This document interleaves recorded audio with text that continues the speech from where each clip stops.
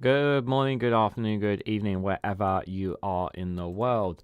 This is REGANELITE here with another episode of the Snowflake's Corner, where we cover news from outside the UK. This is episode 24 on the 3rd of May 2024 at 6 p.m. UK time. Hello, everyone. Hope you're all doing well. Just want to say a special thank you to everyone who's turned up to this live stream.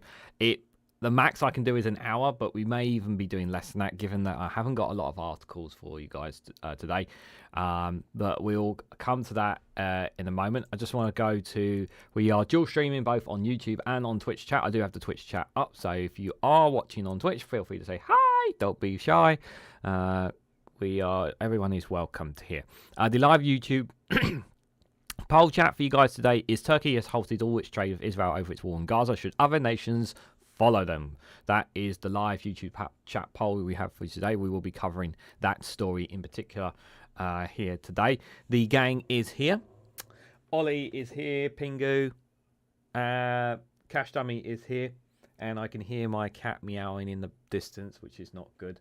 And the lava lamp has not formed yet, but hopefully it will form as well. I just want to do a quick hello, see who we got here in the chat. Wolfpet is here. Good to see you, Wolfpet. Hope you're doing well. Alistair is here as well. Good to see you, Alistair. Hope you're doing well. Mad Monk is here. Good to see you, Mad Monk. Hope you're doing well. Simon says 55. Good to see you, buddy. Hope you're doing well. Satoshi is here. Wow. What? Are you all right? Hope you're doing well. I'm starting to eat. I've just finished eating now, but I didn't taste good. My favorite instant noodles. It's always delicious, but also tastes nothing plain. Oh.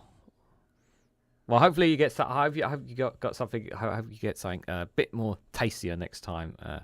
It's tastier for you, if I'm honest. Now, just one or two things before we get started, guys. I will have to switch up my schedule next week, and this is because this is really a part of me is a little bit annoyed, but a part of me is understandable. So, Labour Social are literally going to be hijacking my time slots on Tuesday and Friday. From the looks of it, the fact that they're going to be doing, it looks like they're going to be starting to basically, instead of clashing with Max, they're going to be doing their shows before Max goes live on his live stream. So that means that this live stream, and the World News premiere, I'm going to have to move the time slots somewhere. So where I'm going to move them to, I don't know, or maybe move them to 6 p.m. in the future. I'm not sure, but I will have to make adjustments for them. So I also am planning on doing an exclusive one-a-week video for the Facebook page as well. So that means I'll be obviously adjusting things there. And obviously, as some of you guys may or may not have known, I have started doing some wrestling content outside of this. This is another project I've been working on as well. So I am trying to balance that as well. So I'm hoping to get that off the ground as well. Not making anything off it, but hopefully something will come off it as well. So keep an eye out for community posts, guys, on that. But as far as the local elections goes, guys, I just want to put this out there in terms of local elections, what my thoughts are. I'm not going to cover any of it on tomorrow or Sunday or any of my videos, guys. The only video I might have is a short video on Boris Johnson for getting his voter ID, which I think everybody will be really laughing about. But I'm probably I don't know if I'm going to do one election live stream on the Snowflake viewpoint, or do a separate live stream and then do a Snowflake viewpoint. I haven't decided yet, because I feel like I haven't done as much this week on here as I normally do. But we'll wait and see anyway, guys. So the first story I've got for you guys is from CNN, and this is obviously regarding to Haiti. We've talked about Haiti before, so let's dive right into it. So Haiti's transitional government names its new council president and proposes an interim prime minister. So once again, we have a situation where everyone's kind of waiting for this transitional council to kind of be formed. So it looks like it's been formed. The president has been named, and they're proposing now an interim prime minister to kind of govern the country as sorts under itself. So this was on Tuesday, so this was a couple of days ago now. So there hasn't been an update since that I've seen anyway. But I've spoken about this before, about how frustrating it is right now. The Ariel Henry, I believe, who was the last prime minister, while he wasn't elected, but he was put in that situation because there was no one else to lead the country. and I stand by the decision that he should not have stepped down, he should not have resigned, and what he should have done is ensure that the gangs were put under control within Haiti. We know that they have, but still have quite control in the Port-au-Prince. We know that the country is still in chaos, and people need the public want an election. They need an election, but it's not safe to do so, and we kind of just feel like a lot of politicking is being played around while people are still continuing to suffer within the country, and it's incredibly infuriating to say the least. So the Transitional Council responsible for choosing Haiti's next leadership has named one of its members as council president and proposed a new interim prime minister amid efforts to control the gang violence in the Caribbean nation. So the council, which is responsible for paving the way for elections and addressing the country's degrading security situation, on Tuesday named Edouard Elblan Fitz as its president, and proposed a former sports minister, Fritz Balbis, as its new interim prime minister. So the 9-member council, which was sworn in at the National Palace last week, consists of 7 voting members and was established to help of the Caribbean Communications and Com Market, that's the CARICOM. It is tasked with the responsibility of naming a new prime minister and cabinet. The committee will exercise certain presidential powers until a new president-elect is inaugurated, which must take place no later than February 2026. So they're giving it. So they're giving themselves a good time period here, which which sounds good on the merits, but I just think like it sounds good on the merits, but I just feel like why are we waiting till 2026 to do this? Like to get these gangs under control. Do we need that length of time? Can we not cut the time down? Because people have been struggling for stability, and I feel like that them waiting that long for things to move forward is just not ideal for them. The country's former Prime Minister Ariel Henry resigned last week as the council has sworn in, and the former Finance Minister Michael Patrick Bossuet has been filling the role on a temporary basis. Still to come are the task of appointing a new head of government and a cabinet, coordinating the arrival of multinational security forces to reclaim the capital, and eventually holding a long overdue elections. Yeah, they are long overdue, that is for sure. But Haiti's gangs maintain they deserve a seat at the negotiating table. One of the gang's leaders, Vital Home Incidents, told CNN recently that if the gangs do not get a seat, they would try other means. But here's the thing: you guys are causing absolute chaos. Why would they want to put you on the seat? As we said about this before, they want a seat on this council. They're just like, after what you guys have been causing, why on earth would they put you on this council? Like, it's just insane. The gangs opposed the council, he added, saying it was more of the same and it was time for the old political elites to go, a view held by many in Haiti. Since February, attacks by the insurgent alliance of gangs in the capital Port-au-Prince means that the city's international airport and seaport have ceased to function, breaking vital supply lines and food and aid and triggering an exodus of evacuation flights and foreign nationals. With the city virtually cut off from the outside world, hospitals have been vandalized while warehouses and containers storing food and essential supplies have been broken into, as the social fabric phrase. According to the UN, nearly 5 million people in Haiti are suffering from acute food insecurity, defined as when a person's inability to consume adequate food poses immediate danger to their lives or livelihoods. That's really bad. 5 million people. Nearly 5 million people suffering. Yeah, and the city obviously is still being cut off. Vandalized hospitals, this is the gangs. This is the same gangs that are saying that they want a seat on these council tables as well. This is the same gangs that are saying that they want a seat on the council table, and they're causing these kind of things. Now there are some gangs that some different gangs that have no association with others, and I'm aware of that. But still, it's pretty despicable to say the least, the way that these gangs are, and more than ever. There was obviously still that talk I said a while ago about how there was a plan to obviously help get the gangs under control. Now, obviously, the police force, those in Haiti, they don't have enough power to stop these gangs. The gangs have far too much control. So, one of the plans that was drawn up by the US, the UN, and the Kenya was to send Kenyan police forces in. Up to about 1,000, I believe, or 10,000. I think it was 1,000 police force. I'm pretty sure it was, to help basically gain control of the capital and then spread out from there spread out from there in terms of cracking down on the gangs. The problem is that has been put on hold, and also because of this transitional council thing taking place. But not only that, there was also the issue of Kenya's own council in their country weren't exactly approving of this, despite the fact that Kenya's actually police force have actually done a lot of this kind of stuff in other countries. They've just not done it done it in Haiti. That's the only thing. And America has had a long history of obviously being there, of trying to get things under control, and have sent their own forces in to crack down on things. And it's, America's tired of it. They're tired of helping out Haiti. They've offered funding for this project to help get the gangs under control, but everything's kind of been put on ice because of this whole council thing, because of Ariel Henry's resigning and setting up this council. So at the moment, it's kind of like nothing has changed. People are still starving. People are still suffering, and the world is kind of like looking elsewhere right now, which is really frustrating to say the least. So, yeah. Obviously, I'll keep trying to keep you guys up to date as much as I can when it comes to Haiti. But yeah, not ideal whatsoever, guys. So this next one I got for you guys is one I've been covering in a few shorts already. This one is from Al Jazeera in Africa.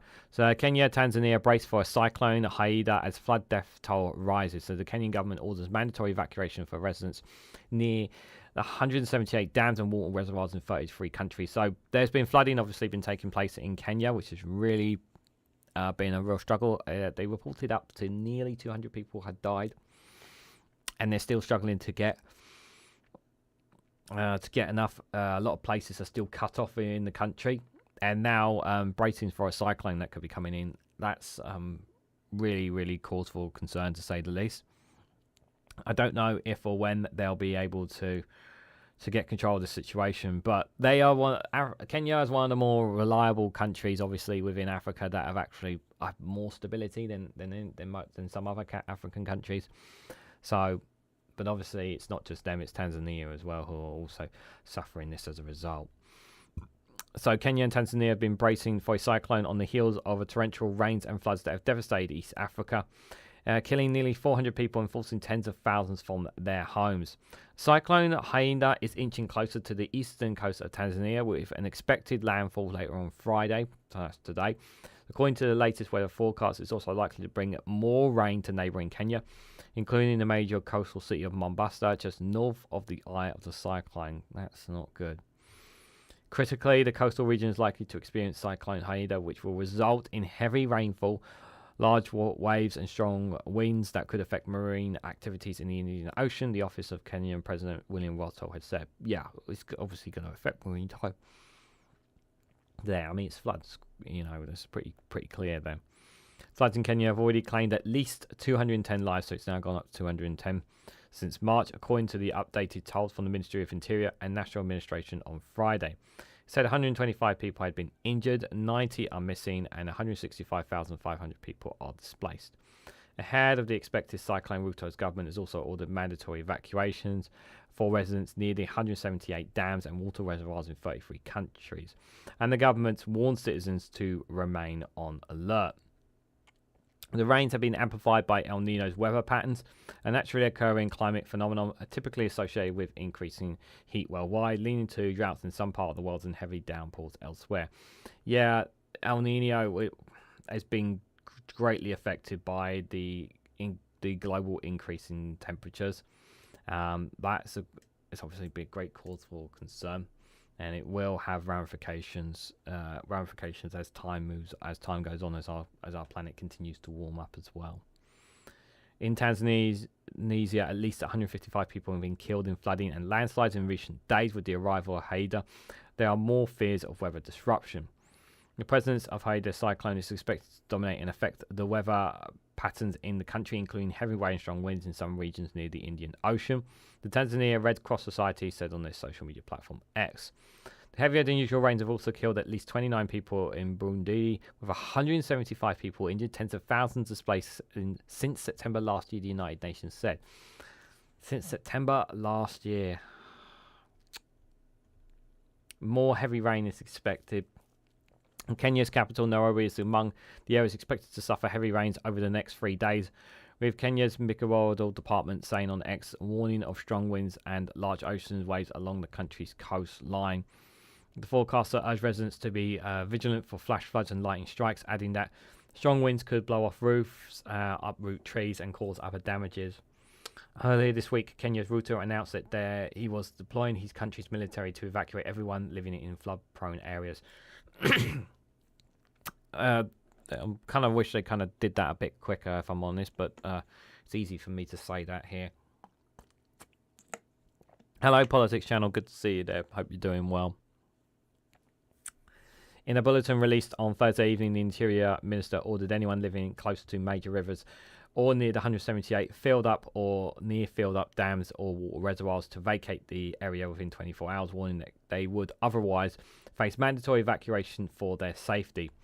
The devastation also affects Kenya's tourism sector, with a key economic driver, with some 100 tourists marooned in the famed Masai Mara wildfire reserve on Wednesday after a river overflowed, flooding lodges and safari camps.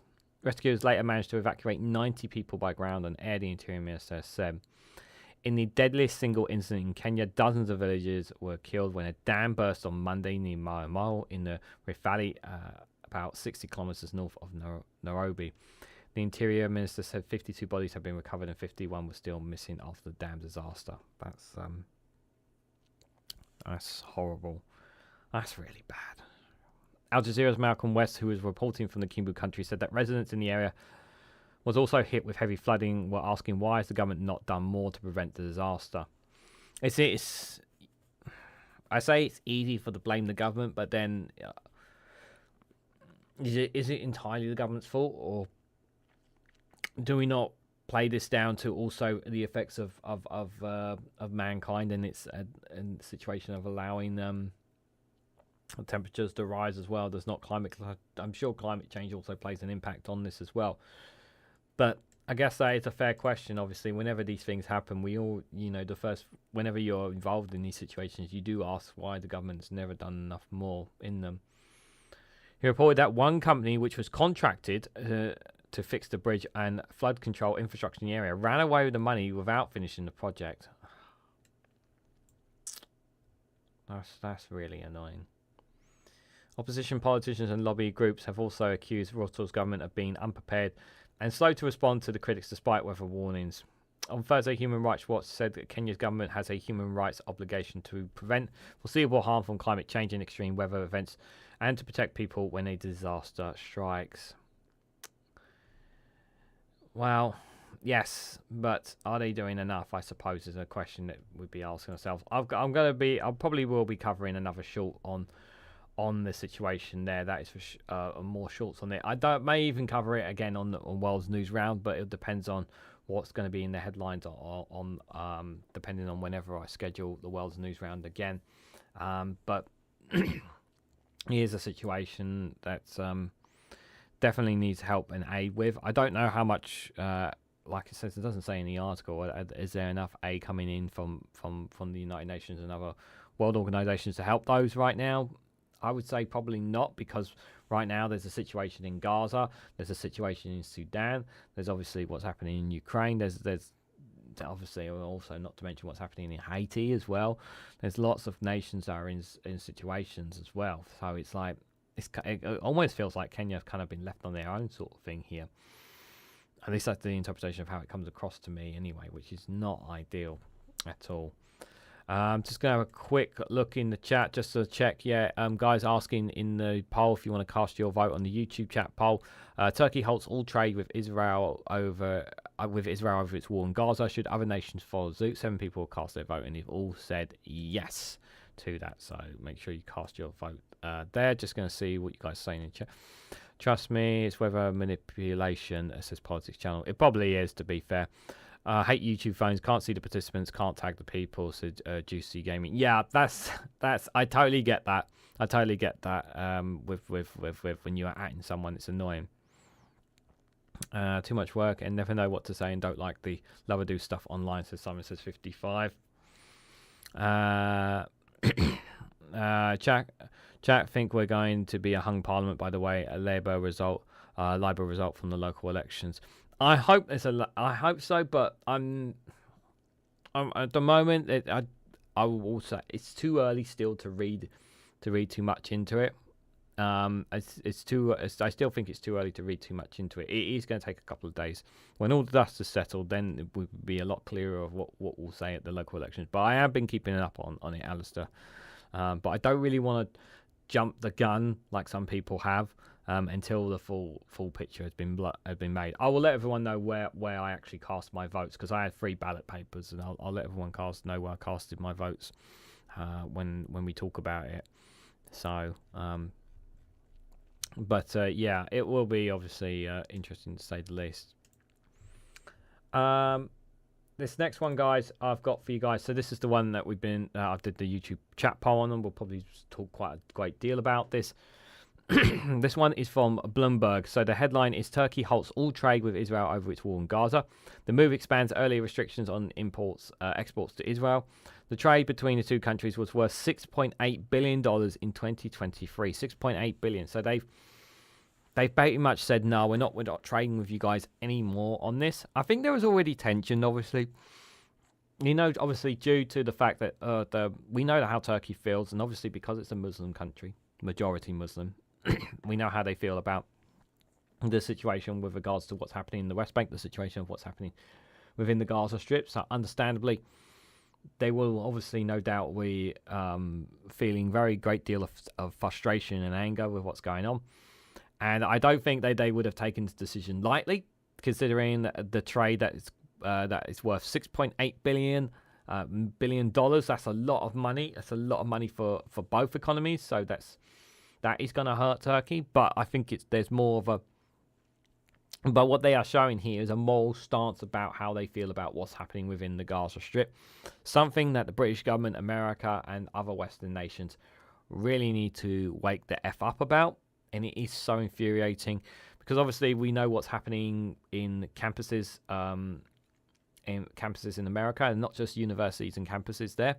There's been happening in Canada as well. There's been reports in Canada I've seen. There's been reports in France as well. There's now reports in France as well as what's happening in the UK. So there are multiple countries in the West now that are having that is, and it's spreading like a wildfire right now, simply because people are not going to simply, no matter what the media's going on and everything else. I know right now here in the UK, the main topic is about local elections, but this situation over in Gaza, people are not going to let this slide. People, as of right now, and they have no intention of letting this go.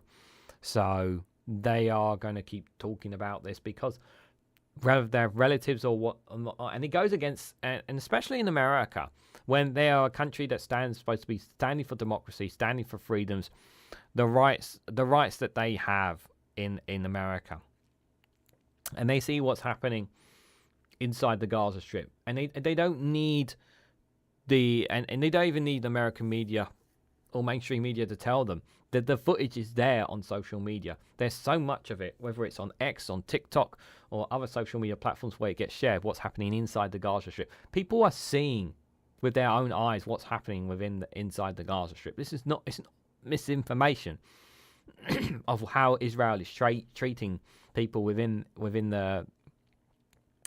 They're seeing it with their own eyes, what is actually happening, and it's horrible. And I've said this before, and I've said this again, and I know you guys agree with me on this, yeah? We all condemn what Hamas did, and it's an absolute atrocity. However, it does not justify what Israel are doing there. It doesn't. And the fact that that the UK is going to be complicit in war crimes against Israel, allegedly, these alleged war crimes that they will have against Israel, because the UK will be alleged to complicit in that, because we are supplying weapons and arms and parts, even if they're not directly to Israel, we are still supplying that to them. We have weapons and arms here in the UK. We are producing, whether it's to America or other nations that are supplying those weapons and arms to Israel.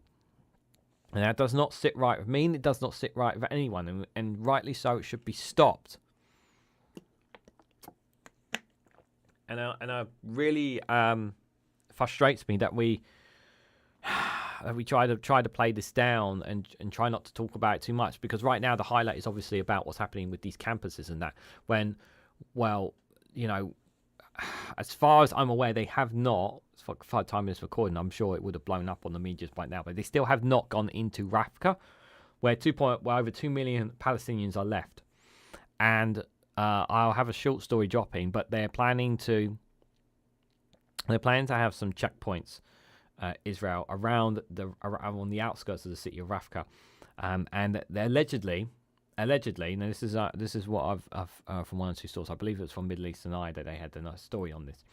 Is that they will allow women and children to leave the city, but any men will not be allowed to leave, because they will be automatically assumed that they are working for Hamas, or they are Hamas, basically. So it also means that they could be arrested or they could be shot and whatnot, allegedly. So, yeah, it's really worrying to say the least. And what's happening over there right now when it comes to our troops being sent out there, and I think we talked about this on Wednesday as well. Like, it's just like we are, the UK is spineless, the US is spineless, the West is spineless in standing up to Israel and saying, look, what you guys are doing is wrong, it needs to stop. And the thing is, they know it's wrong, and they know that the world is seeing it, because they can't shut down social media, because the internet is a wild, wild west. They can't control social media. They can't control the narrative of the social media, and if Israel had it their way, they would suppress it all, but they can't.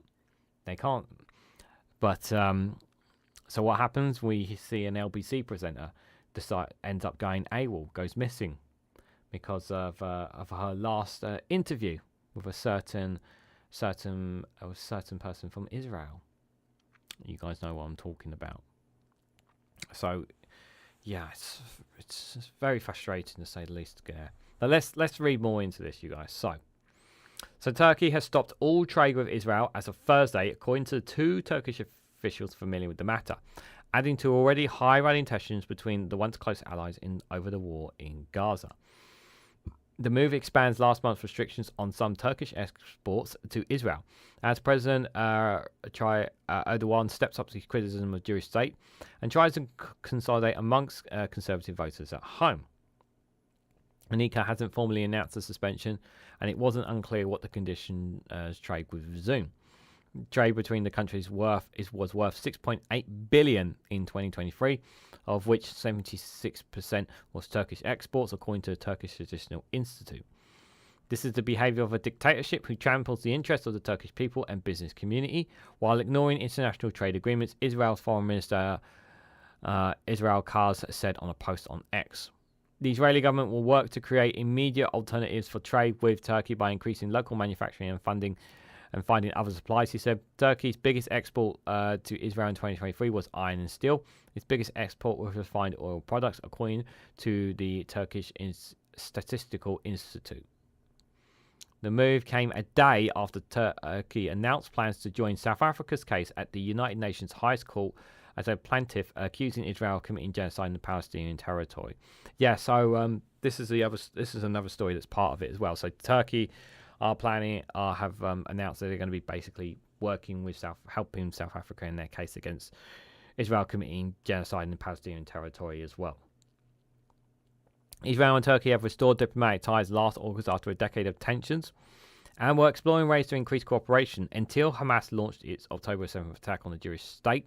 Sparking the war, the conflict has triggered a popular backlash across the Arab world and even the US. So even so, a few months before the October 7th attack, Israel and Turkey were restoring diplomatic ties, despite obviously contrasting religious beliefs. But they scuppered that away for what's going, because of what's happened, obviously. Erodin has called Hamas militant freedom fighters and repeatedly criticized Israel's conduct in the war, which health authorities in Hamas-run Gaza has killed 34,000 Palestinians. Unlike the US and European Union, Turkey does not consider the group a terrorist organization. Erodin hosted Hamas political leaders in Istanbul on April the 20th, calling for immediate aid to Gaza. Interesting. So Turkey does not consider Hamas a terrorist organization. But people will say, but what they did was also, what Hamas did on October 7th was considered a terrorist act. Yes, it was considered a terrorist act. And nobody's questioning that it wasn't a terrorist act. And I think everybody here will agree that it was what happened on that day was absolutely horrific. And it was on the levels of terrorism. But how did Hamas form in the first place? It was formed by Palestinians themselves. So I still don't know, have this premise of they will destroy Hamas and then everything will be back to normal. I can't see how that's going to happen. I really don't. But apparently it's going to be, somehow that's going to be done. I don't know how, guys, if I'm honest. Just going to go back to the live YouTube chat poll. What do you guys think? Turkey halted all trade with Israel over its war in Gaza. Should other nations follow them? 10 people cast their votes so far. 100% yes so far. So everyone is in agreement that everybody should stop trading with Israel in any way, shape or form until a ceasefire is called at least. I think that's perfectly understandable. Good evening, Sir Larry the Cat. Good to see you, buddy. Hope you're doing well. We just need a general election. Yeah, we do. We need a general election here in the UK. That's for sure. Israel PM stated that your charging is the same thing as Hitler. Blah blah blah. Says Alistair Keir. Yeah, definitely. Habib going to change Israel's PM and Parliament. Biden not happy with they are going to. Yeah. I mean, I did listen to President Biden. I did see that Biden made a speech with regards to the campus, but it's not going to change anything, if I'm honest. When is the result of the local elections? Most of the results will be done by Sunday. Most of the results will be done by Sunday. Some of the counting won't even start till tomorrow for some of them, the mayoral elections. So we're not going to see everything right away. Is what I'll say. I see Trump is founding fathers trying to get out of testifying. What a surprise. Interesting that. But yeah. So guys, we're about halfway through. If you haven't already, please hit the like button. We greatly appreciate it. Share it across social media so others are notified of this video, and subscribe because it really does help support the channel, supports me, supports Ollie, Pingu, and Cash Dummy here. If you guys are considered YouTube members or consider becoming a YouTube member, you can get access to custom emojis. So you can have emojis of Pingu, of Ollie, of Cash Dummy there, the lava lamp, and the orb there in all its glory. So you get access to those.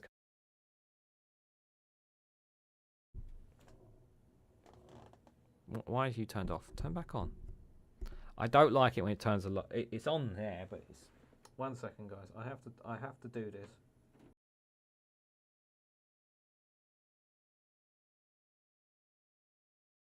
Now it's not. There we go. I was about to say now it's not even working. I don't know why the light turns off like that. It's very, very weird. But the light is off, but the mic is... Yeah, I've still got the instruction kit, but it's not very clear on some things. So I do find sometimes this mic is more problematic than anything. I'm going to do all the plugging again. So guys, if you consider becoming a YouTube member for as little as 99p, you get access to custom emojis. And also, if you comment on any of my videos, you'll get a response from me. If you're a $2.99 membership, you get early access to content as well. So thank you to everyone who's been a YouTube member. It's greatly appreciated. Other ways to financially support me, you can do so, is by buying me a coffee or super chat, or you can also join me on Patreon for exclusive content there as well. Links for all of them is in the description. Thank you everyone who has done so. It really, really means a lot to me. So we are just half an hour in, and obviously I need to stop in less than half an hour. So what I'll do is we'll go through the conflict that's taking what's happening in Ukraine, and while we do that, I'll come to you guys. I will come to you guys is in the chat in just a moment. Alistair Keir, thank you so much for the 5 gifting membership. I was about to switch over there, and just when you saw that, thank you. So Larry Xi Jinpingu is not suspicious, just misunderstood comrade. I need to get some kind of communist hat. Thank you, Alistair Keir, for the 5 gifting membership. That's really, really appreciated, my friend. I hope you have a good weekend, whatever your plans are. That's the curse from the Pingu, says Juicy Gaming. That penguin is suspicious. I'm gonna have to get. Like another pingu emoji or something coming up or something. That's for sure. But I have content to do tomorrow on the weekend as well. But thanks for those gifting memberships, Alistair. Appreciate it, buddy. So what's been happening in Ukraine? So let me just refresh the page, because obviously, as you guys know, what I normally do is I refresh the page and then we have a look and see what's been happening. So this is the top story that's coming out from the Kiev Independent. So Zelensky says Ukraine is facing a new stage in the war as Russia prepares to expand its offensive. So Ukraine is facing a new stage in the Russia full-scale war, President Volodymyr Zelensky said during a meeting with the border guards in Kolomyshki Oblast on the 3rd of May. Zelensky's statement came amid a deteriorating situation on the battlefield. Kyrylo Bulagov, the chief of Ukraine's military intelligence, HUR, said that Ukraine should expect to face a renewed Russian offensive in late spring or early summer, with the offense intensifying around the eastern Donbass region. Now, this, obviously, I think we were expecting during the late spring and summer, as the weather becomes more warmer and a bit more ideal battleground. We expect Russia to try and push for more territory. I think we said on the World's News Round when we were looking at the deep state map, then obviously the progress that they're making right now is in the Donetsk region. They're not really pushing any other places at the moment. So that's where the most of the main kind of pushing is taking place at the moment. There's not really too much pushing in other regions, but obviously there are still skirmishes, artillery fire and missiles and drone strikes still taking place from Ukraine into other regions of the territory. But the main push they're right now still making is still in Donetsk. Ever since they took Avdiivka last month, they've still been able to push on from that. Good evening, number 3. Good to see you, buddy. Hope you're doing well. The occupiers are now preparing to expand its offensive, and all of us Ukrainian soldiers, state partners, must do everything to disrupt Russia's offensive plans, Zelensky has said. Russia is likely to take as much territory as possible for the impact of the recently passed US aid bill for Ukraine, and it can be felt on the battlefield. Chavez Yar, a town in Donetsk Oblast, remains one of Russia's key targets as it could facilitate further advances toward the nearby cities of Kolovska, Kamarisky, Soloviska, Oskar, Pavlovki, Ukrainian Ground Force Commander has said. Yeah, like I said, they're gonna. The Donetsk is where they're making the most progress right now. Russia aims to completely occupy Donetsk, Luhansk, and if possible, Zaporizhzhia Oblast in 2024, according to Pavlovik. Yeah, there's sources are saying that's what they want to claim by the end of the year. Moscow is also likely to prepare for an offensive around northeastern Sumy and Kharkov Oblast, said Vladimir Skensky, deputy head of HUR. He said, we must prove that the occupiers will not succeed in achieving its goals under any circumstances, no matter what it does and no matter how cruelly it acts. Ukraine will prevail anyway, Zelensky has added. But will it be at the cost of Ukrainian lives, though? We know that Russia are going to throw forces at this regardless. But how many Ukrainians are going to be? We want to avoid as much Ukrainian loss of life. So it's striking that balance is going to be difficult. So this from the governor: a Russian missile attack on Kolovsko's Oblast and injures a man. So there's been one hit there. So Russian troops attacked Kolomyshki district in Kharkov Oblast today, injuring a man. The governor has said infrastructure facilities and houses reportedly come under Russian missile state. A man born in 1952 was hospitalized with severe injuries, he said. Emergency services are working at the attack site. No further details were disclosed. This was very recent. The town, with a population of around 220,000, is the administrative center of Kolovsko's Oblast in central Ukraine. That's all we got on that one at the moment. This one from the media: Latvia starts digging anti-tank ditch near border with Russia. So this is taking place in Latvia here. So obviously one of the fears that's been and conversations that's been going around as well is that what will happen, obviously, if Russia succeeds in taking Ukraine, what's to stop Russia looking at the Baltic states, even if they're part of NATO, would the rest of NATO come to the aid of the Baltic states, Latvia, Estonia, Lithuania? Would they come to their aid if need be? And that's been a question that's been rummaging around as well, is whether they will keep to those NATO commitments. Will they be there for them if they need be? So understandably, the Baltic countries have been ramping up their defences even more on the borders with Russia, and I don't blame them for being concerned about that. So the Latvian army has started to dig an anti-tank ditch as part of its first defensive line near the border with Russia, Latvian public broadcaster LMN had reported yesterday. Russia's invasion of Ukraine has sparked concerns that the Baltic states, which are among Moscow's biggest critics and Kiev's staunchest allies since day one of its all-out war, could become the next target of Russia's aggression. These fears are reinforced by Russian President Vladimir Putin's repeated threats to NATO countries. A chain of strongholds will be set up along Latvia's border with Russia and Belarus, including defensive fortifications, various obstacles, and ammunition depots, according to LSM. The first defensive line is being built near the Tolorisco border, crossing in Luzisia, multibility at a distance, and around a kilometre from the border with Russia. They said, "We are digging up the roads and making anti-tank ditches here so that vehicles cannot move along this road, including tanks," said the Lieutenant Colonel Kaspars Langas, Engineer Inspector of Latvia's National Armed Forces. This ditch has specific parameters and it has the appropriate depth to fulfill its task. Latvia's anti-mobility plans include both artificial and natural obstacles such as forests and rivers. According to Ladzium, barriers are also built without explosives and minefields may be laid in case of hostilities, he added. Estonia, Latvia and Lithuania agreed in late January to build a Baltic defence line in the coming years to strengthen its eastern border with Belarus and Russia. So there's that, obviously, that's happening in Latvia. It's a great deal of cause for concern for them and their neighbouring countries. Just see what else is happening here.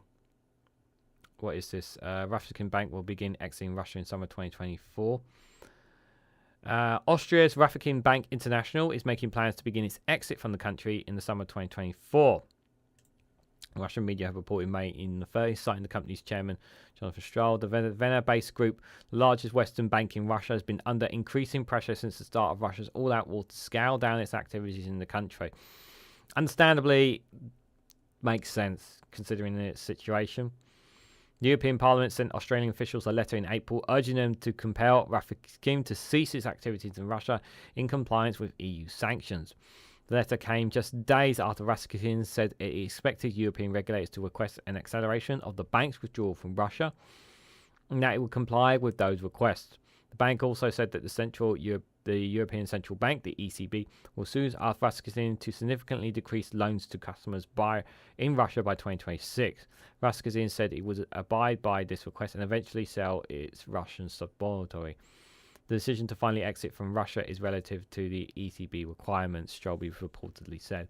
Yeah, so this short one here, obviously, I think it's a case of, it wasn't the case that the bank obviously wanted to remain neutral, even though it's from Austria. They just wanted to be able to continue their business, but obviously under the rules by the European Parliament, obviously Austria was under pressure to obviously kind of push narratives and say, hey, you need to come out now. It needs to come out here. This one here as well from the Kiev Independent. The EU NATO denounced Russia's cyber attacks on Germany and Czechoslovakia. Here, so the EU and NATO condemned Russia's malicious cyber campaign against Germany and Czechia in public statements today. So early in the day, Germany blamed Russian-backed hackers for a cyber attack against members of its German Social Democratic Party, PSD, last year and promised to respond. So there was a story. I don't know if it was, I can't remember when I covered it. Not too long ago, I think, with regards to some kind of hacking taking place within Germany. And I'm pretty sure it was. I'm sure this is the same story that's being referred here. That they were looking to obviously cause disruption here. The European Council's press service said the hacking campaign shows Russia's continuous patterns of irresponsible behaviour in cyberspace by targeting democratic institutions, government entities and critical infrastructure providers across the European Union and beyond. This type of behaviour is contrary to the UN's norms of responsible behaviour states in cyberspace, such as impairing use of operational critical infrastructure. In a public statement, NATO expressed concerns that the same threat actor, APT-28, targeted other national government entities, critical infrastructure operators, and other entities across the alliance, including in Lithuania, Poland, Slovakia, and Sweden. We strongly condemn malicious cyber activities intended to undermine democratic institutions, national security, and free society, statement continued. Russia's military agency, also known as the GRU, has been linked to numerous cyber attacks in Ukraine and elsewhere. And we'll go to this last one here. The White House does not currently see China open to Ukraine's peace formula here. So Washington does not currently believe in China agreeing to Ukraine's 10-point peace formula, the U.S. National Security spokesperson John Kirby has said yesterday.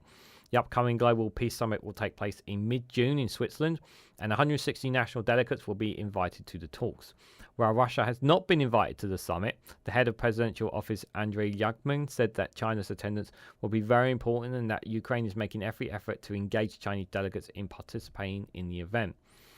China's participation is still in question, but Chinese ambassador to Switzerland, Wang Shangting, told a Swiss newspaper Nur Zorazigi in March that China would considering to join the talks. Kirby said the US welcomed China's attendance or any other state that could help end the war and respect Kiev's 10-point peace plan. But we do not see China moving on in this direction, Kirby said during the press briefing. Ukraine is keeping diplomatic channels with China open, even though Beijing has maintained close ties with Moscow during the war. Earlier in March, Chinese Foreign Minister Wang Yi praised the strengthening of relations between Beijing and Russia and claimed that China is a force for peace.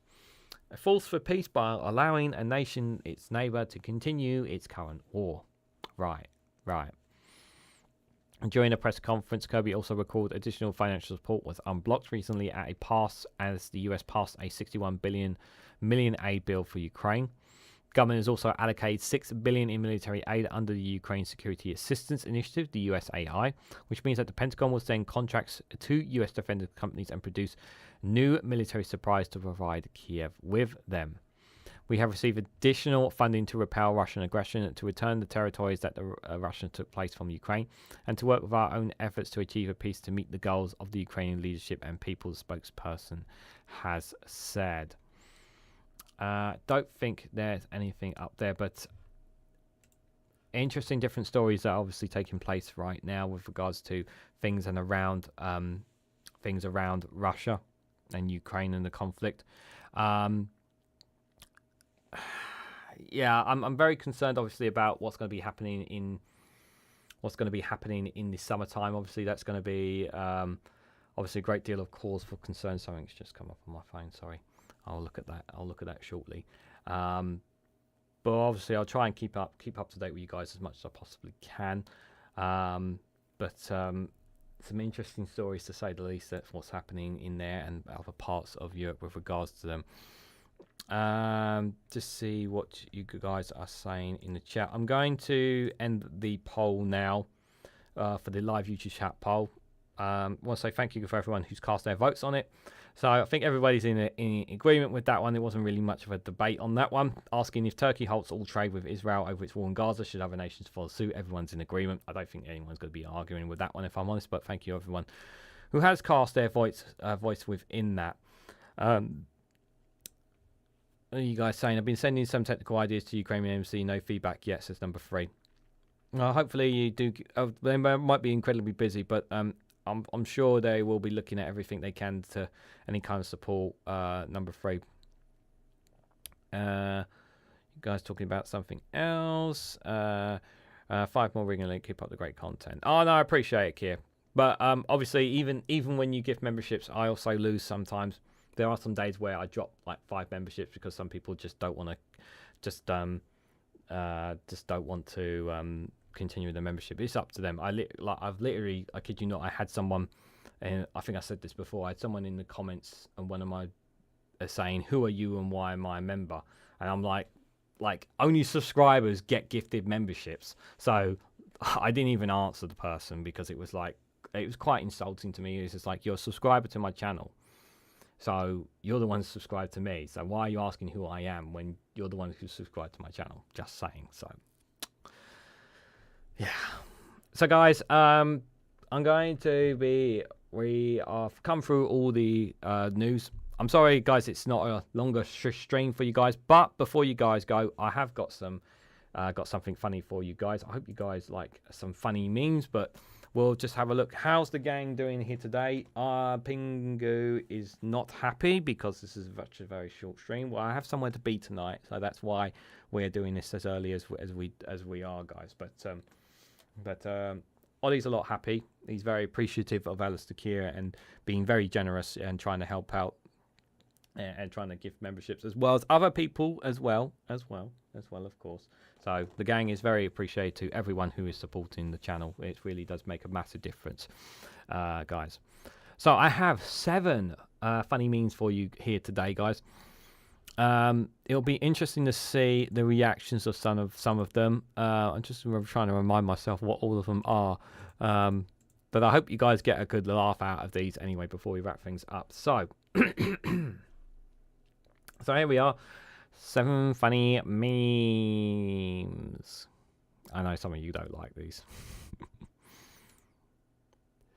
I have an adult job now, which means I can afford basic necessities.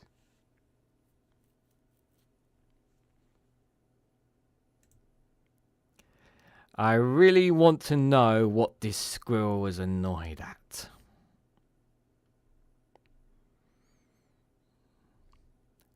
Who do you think this squirrel was annoyed at? Let me know your thoughts.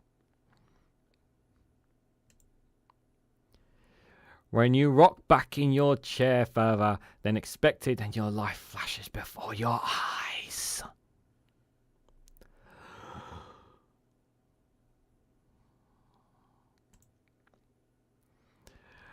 Me grabbing my keys.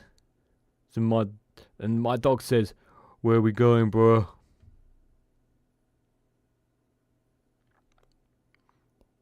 You ain't going out that door without me.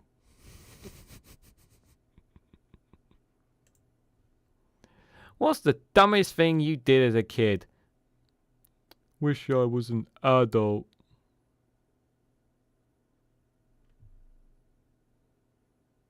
Not sure about that one. When my wife is mad at me, I tighten all the jar lids so she has to talk to me.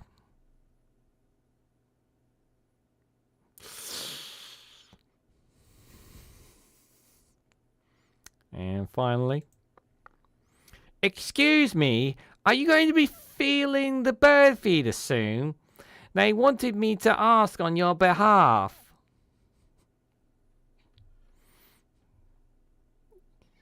The birds need feeding, sir. If you don't mind filling them up, it'd be greatly appreciated. Can you do that? Can you do that? No. No. Sorry, I will not be feeding them anytime soon.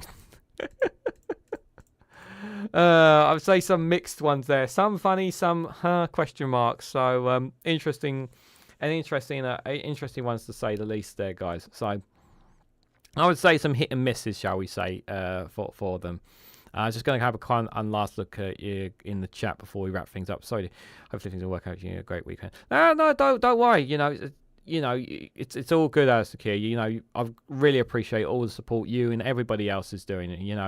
At the end of the day, I've said this before about memberships and financially supporting me. Yeah, I've said this before and I've said this again. Look after yourself before you look after others. That's the most important thing. If you can help, it's greatly appreciated. If you can't, no hard feelings, guys. One, obviously, and I'll say it again, there are plenty of ways you can non-financially support me, guys. Just by liking, sharing, subscribing, commenting, all that stuff makes a big difference to the algorithm, guys. It helps builds the channel. Yes, just doing that stuff. You don't even have to put your hand in your pocket if you can't be a membership. It's fine, guys. It's honestly all good. I'd rather you look after yourself than look after me, guys. Hey, Joe, good to see you, buddy. Good to see you. I hope you're doing well. We're just wrapping things up now. Stephen Banker as well. Yeah, no worries. You can catch up later. No worries. I like the memes, but have a strange sense of humour. Yeah, everyone has a bit of a weird thing with some of these memes. Some of them work, some of them don't, to be fair. Yeah, it's a bit different for everyone. So, guys, I just want to say a massive thank you to everyone who's come along. Thank you all for your comments. Thank you, Alistair Keir, for the gifted memberships today. Greatly appreciated. Guys, I will be switching up the schedule a bit from next week. I said at the start of the stream I will be switching it up. And I plan to do at least one exclusive video a week for Facebook, for the Facebook page, to kind of give it a bit more diversity. So if you have Facebook, please consider hitting the like button and following it on the page. The link is in the links tree in the description, so if you check that out, it would be greatly appreciated. So I'm going to be adding content there as well, so I'm going to be switching gears up a little bit. Also, just a reminder, I've already said this already at the start, but I may be moving the Snowflake Corner and the World's News Round time slots from next week. This Monday we'll be doing Snowflake's viewpoint, but I may even do a separate one specifically for the election, or I might just do it on the Snowflake viewpoint. Haven't decided yet, but I will post everything on Monday morning with the usual community post, so you guys know exactly what's going on.